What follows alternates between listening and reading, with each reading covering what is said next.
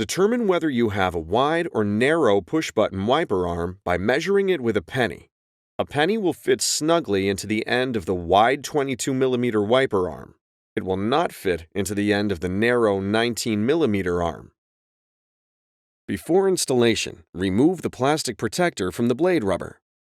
With this arm type, it is necessary to remove the pre-attached adapter on the wiper blade and replace it as follows with adapter BC. Identify the release tab for the pre-attached adapter.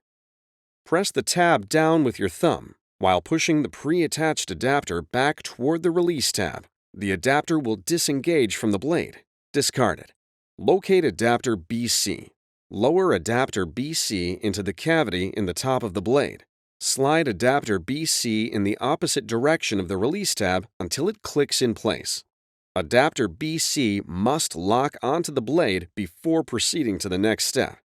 Press the tab on the front of adapter B.